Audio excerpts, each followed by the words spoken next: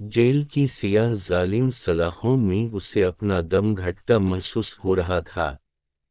अपनों से जुदाई का गम नाकाबिल बर्दाश्त था। वो दिन रात पछतावे के आंसू बहाती मगर बेसूद गुजर वक़्त कभी इसके हाथ न आ सकता था, बल्कि पर्दा स्क्रीन की मानद इसके सामने तमाम मनाजिर चलने लगते।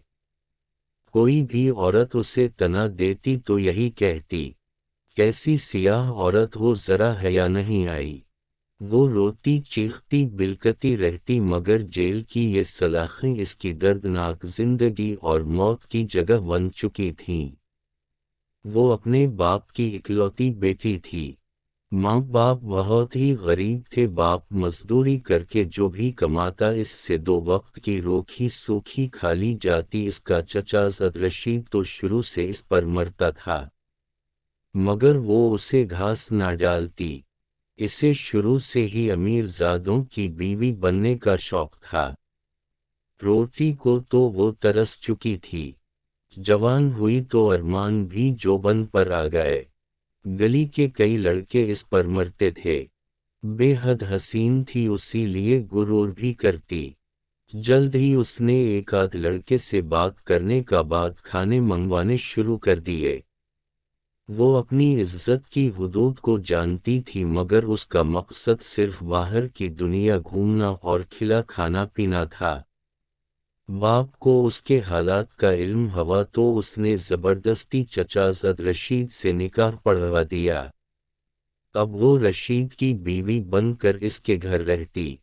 रशीद जो कि समोसों की रेहड़ी लगाता था, शादी के शुरू में तो वो अच्छा खासा खिलाता रहा, मगर आहिस्ता आहिस्ता वही पुराने दिन आने शुरू हो गए जब वो भूख से बेहाल हुआ करती थी। रशीद तो उसे बिल्कुल नापसंद था। वो उसे मोहब्बत से देखता भी तो उसे खूब जानती और अपनी तरफ देखने से भी मना कर देती। रशीद भी इसके हुस्न का असीर था और अब तो उसे औलाद की ख्वाहिश थी, मगर नाज़ी जानती थी जो उसे पेट भर कर नहीं खिला सकता वो इसकी औलाद को क्या खिलाएगा। उसी लिए उसने औलाद ना पैदा करने की ठान ली। अब रशीद भी रोज आग बबूला होता और खूब मारपीट करता। वो रोज रोज रशीद की मारपीट खाकर तंग आ चुकी थी। वो कहीं दूर एक आज़ाद पंछी की तरह उड़ना चाहती थी। वो इस जुल्म से निजात भी हासिल ना कर सकती, क्योंकि जानती थी वो वालिदैन के घर वापस भी नहीं जा सकती, क्योंकि वहाँ फाकों के तूफान मनडला रहे थे। वो खुद से तंग आ गई। कभी कभी दिल करता खुद को ख़त्म कर ले, लेकिन फिर चाह कर भी कुछ ना कर सकती। रशीद का छोटा भाई यानी इसका देवर बशीर, जो शहर की फैक्ट्री में काम करता था, अक्सर उनके घर आता और शहर की बड़ी बड़ी बातें करता। तो नाज़ी कभी दिल चाहता वो भी शहर जाए, इसके पास ढेरों पैसे हों और फिर वो मलका बिन के राज करे। वो जानती थी रशीद के पास भी अपना घर है, सोना मौजूद है और बहुत सारी रकम जमा कर चुका है, मगर फिर भी वो उन सब तक रसाई हासिल ना कर सकती थी। उसने रशीद के छोटे भाई को ही जुल्फों का असीर बनाने की कोशिश की। जल्द ही वो इस खेल में कामयाब हो गई। रशीद की रेहड़ी पर काम करने वाला मुलाजिम अफजल भी इसके हुस्न का दीदा था। वो इन्हीं अच्छे बुरे हालातों में जिंदगी गुजार रही थी कि अचानक गम की ऐसी आंधी चली जो सब खुशियां अपने साथ बहा ले गई। वो रोती रही बिलकती रही जोर जोर से चीखती रही, मगर कोई इसकी मदद को ना आया। इस भयानक रात में निकाब पोश डाकुओं ने जबरदस्ती घर में घुसकर फायरिंग की। फायर रशीद के सीने में लगा और वो वहीं गिर कर फना हो गया।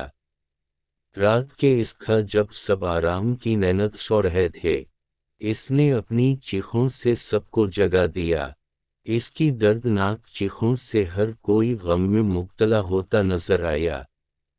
घर, जेवर और बाकी पैसे सब उसके नाम हो गए। वो सारा दिन शौहर की याद में रोती रहती, फिर जल्द ही शहर छोड़कर कहीं दूर जा बसी, शायद अपने ख्वाबों के शहर, जहां उसे कोई रोक टोक ना थी।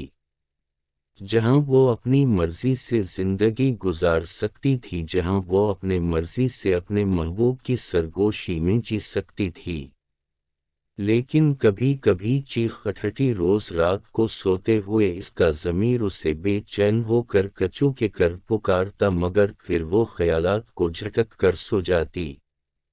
شہر میں آ کر اس نے محبوب کو بھی چھوڑ دیا اور اب وہ نئے کاموں میں ملوث ہو گئی۔ شراب نوشی، حسین راتیں اس کی زندگی کا محور بن چکی تھیں۔ وہ ان کالے دھندوں میں روز منہ کالا کرتی اور پھر تھک ہار کر سو جاتی، مگر معاشرے کے سامنے وہ ایسی شریف عورت تھی جس کا سہاگ ظالم دیور نے ہی اجاڑ دیا، جو بیچاری شوہر کے غم میں جگہ جگہ دھکے کھاتی رہی اور پھر بالآخر بڑے شہر جا کر رہائش اختیار کر لی، جہاں فیکٹری میں کام کر کے 2 وقت کی کھا لیتی، مگر حقیقت تو اس کے برعکس تھی۔ وہ اپنی زندگی میں کھل کر جینا چاہتی تھی، وہ سب اقدار، روایات اور اصولوں کو بھول کر باغی ہو چکی تھی۔ بڑے سے بڑے جرم بھی اس کے لیے معمولی ہو گئے۔ کبھی کبھی گاؤں چکر لگاتی تو وہی معصوم ناز یہ بن جاتی جس کا سب کچھ ایک بھیانک رات میں لٹ گیا تھا۔ دیور بشیر پر بہت تشدد کیا، پھر بالآخر وہ اسی نتیجے پر پہنچے کہ وہ قاتل نہیں۔ بس اسی دن کے بعد انہوں نے اپنی تفتیش شروع کر دی اور پھر بالآخر وہ اصلی قاتل ان کی گرفت میں آ گیا۔ عریہ کپڑوں میں ملبوس مشہور کلب میں ناچتی گاتی نازی کو گرفتار کر لیا گیا۔ اسے اپنی گرفتاری پر شدید غم و غصہ تھا۔ وہ جانتی تھی کہ اس کا یہ راز بھی کوئی نہ جان پائے گا، مگر پھر اس کی گرفتاری نے ثابت کر دیا تھا کہ پولیس آخر پولیس ہے۔ لیڈی انسپکٹر نے اسے خوب پیٹا، وہ بار بار اس کے جرم کی داستان پوچھ رہی تھی، مگر نازی تھی کہ بس رونی صورت بنا کر یہی کہتی میں نے کچھ نہیں کیا۔ روز اسے خوب مار پڑتی، آخر جسم کے زخموں کی خاطر تنگ آ کر اس نے حقیقت آشکار کر دی۔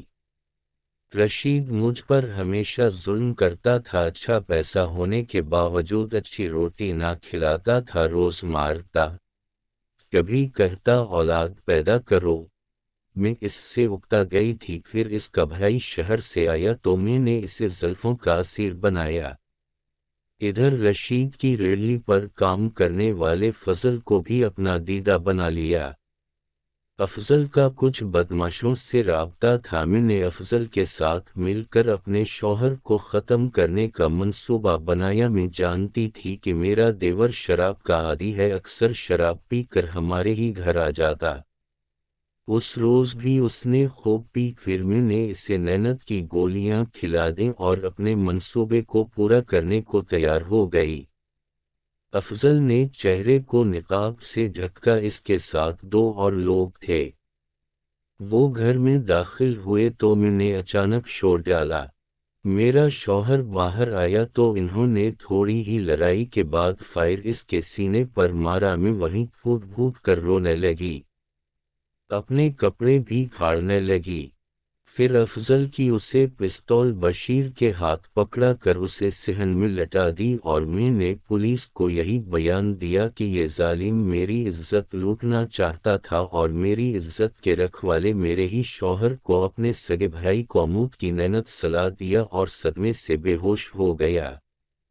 میں افضل کے ساتھ کئی دن شہر رہی، اس نے مجھ سے بے وفائی کی، میں نے اسے چھوڑ کر نشہ شروع کر دیا، میں نے اپنے آپ کو باغی کرنا چاہا، میں اپنی مرضی سے جینا چاہتی تھی، مگر ان سب میں غلط، صحیح، حرام، حلال، اقدار، روایت سب بھول گئی، میں بہت بری عورت ہوں۔